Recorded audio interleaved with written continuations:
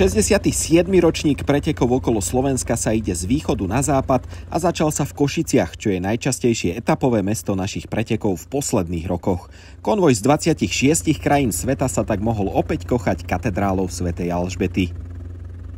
Pretekári prešli v úvodnej etape trasu dlhu 173 km po zvlnenom profile. Na trase sa nachádzali 4 horské prémie a 3 rýchlostné. Hneď po ostrom štarte ich v rýchlom slede čakali 3 horské prémie po sebe, a to 2 trojky, Krížik a Marika, a následne horská prémia druhej kategórie Slánske sedlo.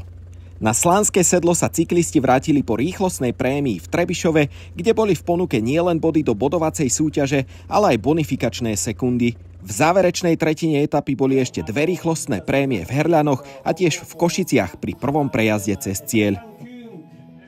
Úvodná etapa štartovala v Košiciach. Slávnostný štart prebehol spred hotelu Hilton, kde sa všetci pretekári tradične zapísali do štartovej listiny. Po slávnostnom štarte sa účastníci pretekov presunuli na Sečovskú ulicu, kde nasledoval ostrý štart.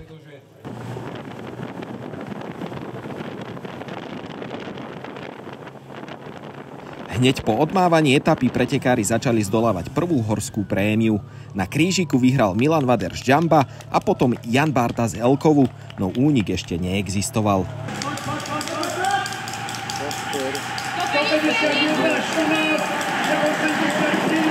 Únik sa vytvoril až pri prvom stúpaní na Slánske sedlo, keď sa dopredu dostala 14-členná skupina.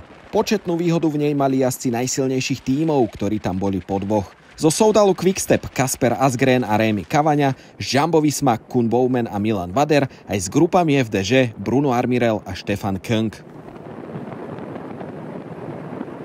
Slánske sedlo sa šlo dvakrát a obe vrchárske prémie vyhral Vader, teda mal istý bodkovaný dres.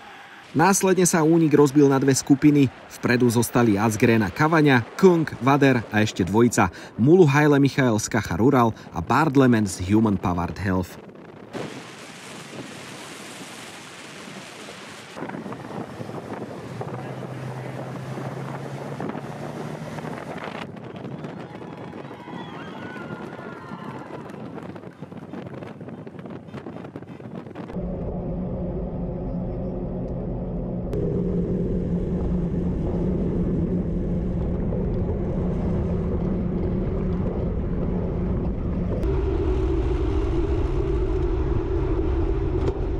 Cyklistika je väčšine spojená s pádmi a nevyhli sa mu ani pretekári v úvodnej etape.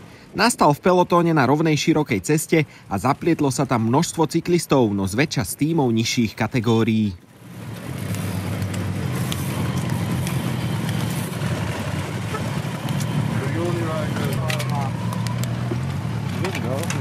Áno, poď ďalej.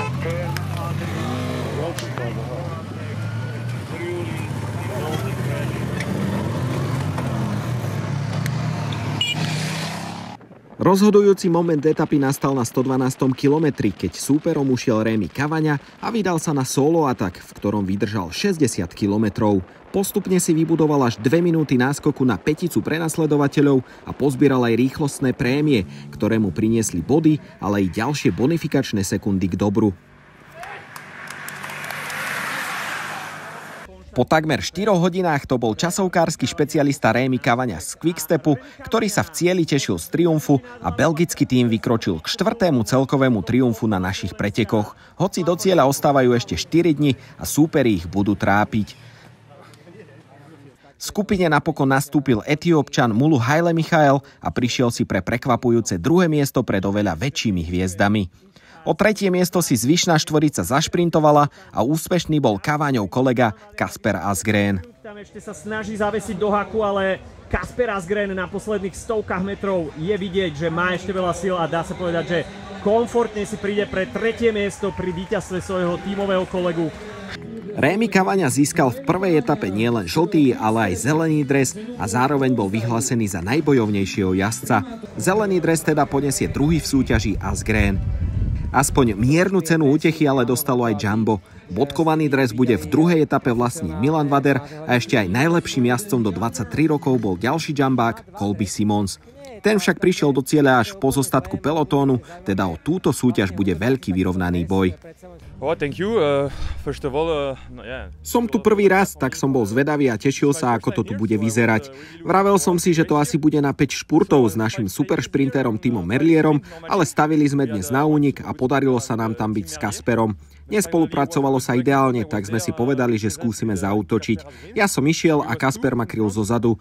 Podarilo sa mi to doviesť do cieľa, hoci to bolo veľmi ťažké. Získali sme dôležitý čas, tak uvidíme, čo sa bude diať v ďalších dňoch, no chceli by sme špurtovať s Timom. Najlepším slovenským cyklistom bol Matúš Toček z českého tímu ATT Investments, ktorému sa podarilo v samom závere ujsť pelotónu a získať na páske veľmi dôležité 2 sekundy, ktoré mu môžu pomôcť k zisku tejto súťaže. My sme potom vlastne iba boli v pelotóne a snažili sa byť vpredu a celkom sa to oplatilo, lebo 20 km do cieľa z ničoho nič.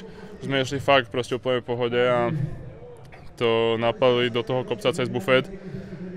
Tam sa to rozdelilo, ostalo nás vpredu 30 a vlastne videl som, že tam je Lukáš, takže sme sa tak strážili, lebo už nebolo o čo ísť až tak úplne, hlavne išlo sa už iba o ten dres najlepšieho Slováka. A mne sa to otvorilo 2 kiláky do cieľa, som išiel zozadu, som išiel dopredu a sa mi to otvorilo po pravej strane, tak proste dal do toho všetko, čo som mal a nakoniec to vyšlo, si myslím, ešte úplne super, ešte tam aj nejaké sekundy si myslím na balík, takže a sú to drahé sekundy tu, takže dalo by sa povedať, že sme celkom spokojní. Napriek jednoduchšej trase sledovali Košice a okolie veľmi zaujímavú cyklistiku s úspechom pre Soudal Quickstep. Uvidíme, ako to dopadne v Poprade.